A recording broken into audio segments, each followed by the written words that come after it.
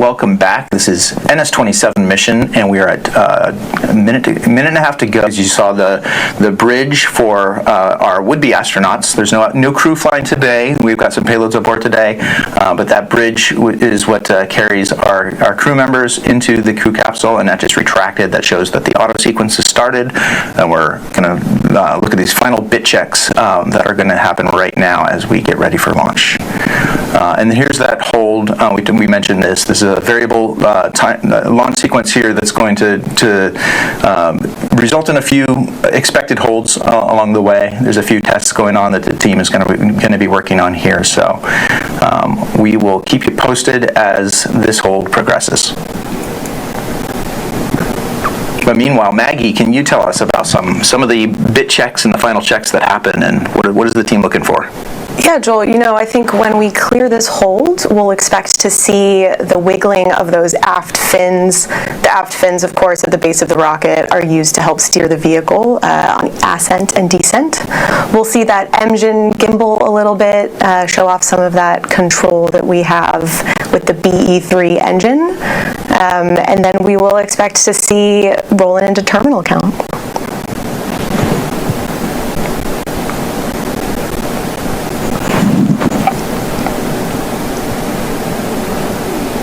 All right, that hold is now cleared. And so some of the cameras that we normally have a little bit closer up are giving us a little bit of trouble, so we're staying on this wider view. But if you look very closely, you might see some movement at the base of the rocket there. T-minus 30 seconds to go here. The panoramic view is nothing to sneeze at, Joel. No, we do love those West Texas mountains. All right, with about 15 seconds to go, let's hand it over to Mission Control.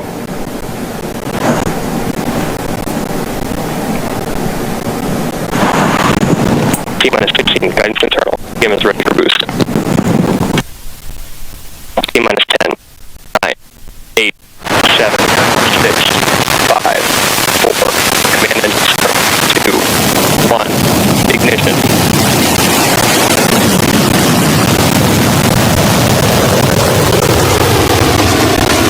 And New Shepard has cleared the tower and is heading to space.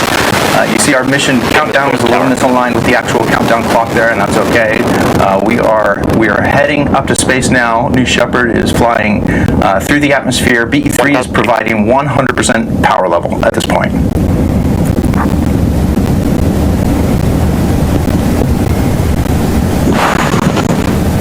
So next up, we're going to be ascending through the zone we call max Q, and this is the point at which the atmospheric pressure on the vehicle is at its maximum. So this is a critical part. The BE3 engine is going to pull back just a little bit in terms of its thrust as we punch through that zone. These are the first views that we're getting of this brand new rocket and that shiny new livery as it flies to space.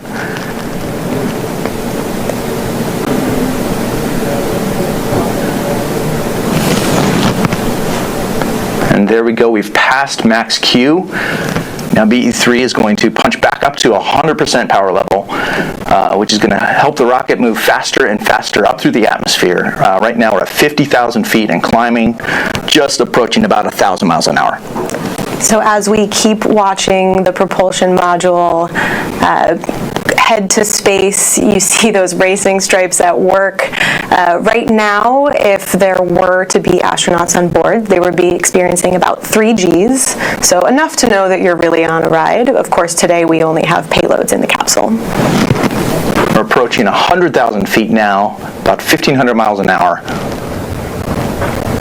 Now, one of the next milestones that we're going to come up to here will be MECO. That's main engine cutoff, and that's when the vehicle stops thrusting forward and will start coasting into space.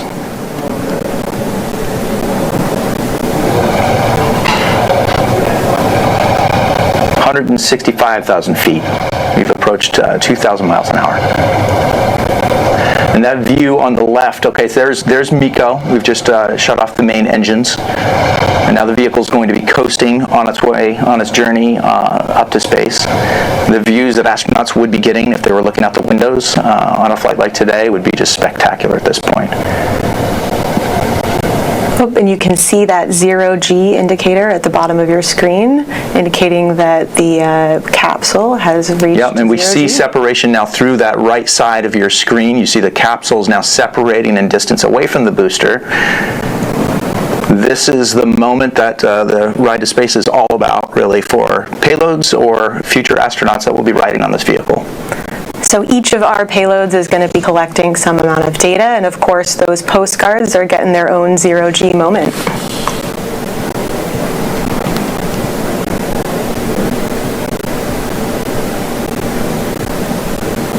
About 3.5 minutes into the flight, we are approaching the Kármán line at this point. New Shepard is, you can see the velocity, the miles per hour is decreasing now on the left side as we approach the apogee moment.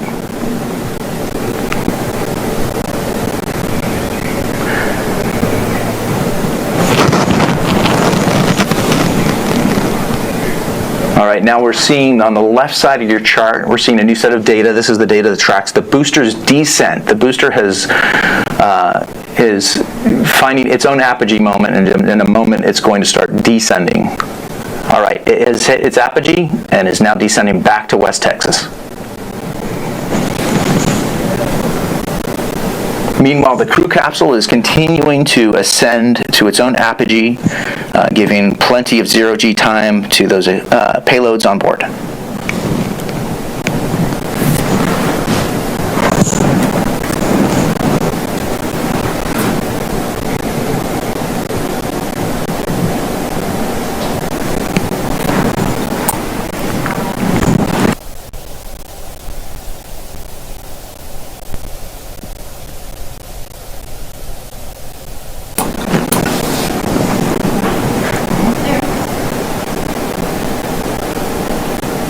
The booster is now at below 300,000 feet and descending. You can see it's picking up speed as it falls. Now the booster's shape is designed to be more aerodynamic, so between the two vehicles, the booster is going to win the race back to the ground, back to West Texas. So the booster will land about 2 miles north of where it launched off the launch pad. And we're going to see it aiming its way back there. What we're anticipating next is the deployment of some of our wedge fins. You'll see that on the forward. We'll see the telemetry on the left there highlight that that's happening. So we're looking for deployment of our control surfaces as we continue our descent. So far, we're looking at a nominal flight. This is the NS-27 mission, the first flight of an all-new vehicle, an all-new booster, all-new crew capsule for our fleet. And there we have it. The wedge fins have deployed, and so as the booster makes its way back down to launch site 1, it'll be helping maintain stability on its descent using those fins and the general aerodynamic shape of our rocket. We're at max re-entry velocity at this point, just under Mach 4, and those wedge fins, as you've noted, are going to start decreasing the speed of the vehicle as the vehicle is encountering more and more atmosphere on its way back to West Texas. It looks like a nice and smooth descent. That's a great shot right there from our long-range camera back in the ground. The wedge fins, steering fins, the ring fins, they're all working together to guide that booster home. Next up, we're going to see the drag brakes inside the ring fin. They're going to deploy, and that's going to dramatically cut that speed of the booster back down. Should be about by half, and we'll see that here. There we go. There's those drag brakes. They're going to increase the surface area, and that speed of that booster is dropping rapidly, as expected. There's the sonic boom that we hear on descent. And there we have engine relight.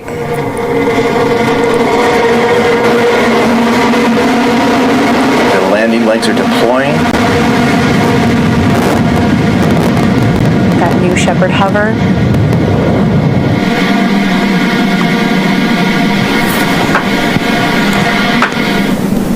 And touchdown.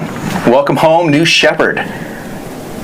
New Shepard's landing of the booster continues to be one of our just proudest moments here at Blue Origin. It's really symbolic of just the incredible engineering that is going into building, designing, and operating this rocket so that we can bring it safely home from space. It never gets old. I swear, every time I see that booster landing, it gives my heart a boost. And for the folks in Texas, this is both the end of the booster's journey to space today, but the start of its next recycle.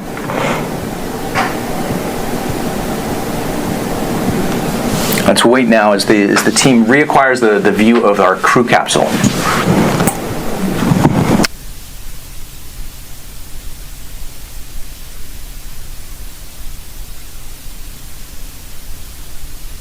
Can you just go to it?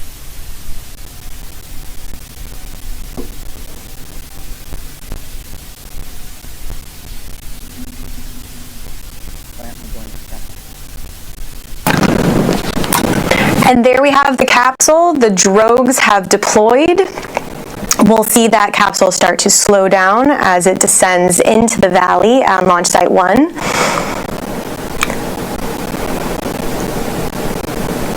It looks like the main chutes are out, so we are zoomed in here on the capsule, but if we were to zoom out, you'd see those 3 beautiful red and blue main parachutes. Yeah, there they are right there. Beautiful. So those parachutes are essential in providing that gentle touchdown for the capsule, both for our payloads today and future astronauts. In addition to the parachutes, New Shepard features a retro thrust system that's on the base of the capsule. So to make the final touchdown even smoother, you'll see that burst of air. If you've ever seen a New Shepard launch, it's a very characteristic moment. And now we are getting a little bit of a choppy feed on the video, but the telemetry is coming through here, so you can see that the capsule is descending. There's the mountain range behind the capsule.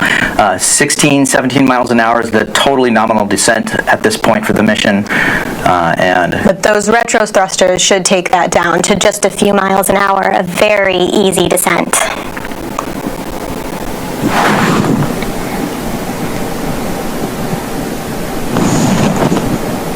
Within 200 feet.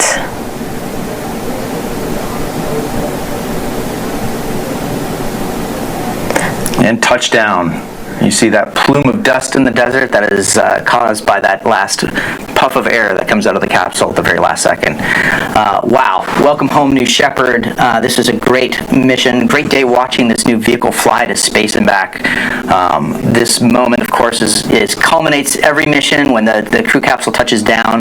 This is normally when we're welcoming home our astronauts that are going to be on board, and hopefully very soon we'll see astronauts on board this vehicle. I want to say welcome to the fleet for this brand new vehicle.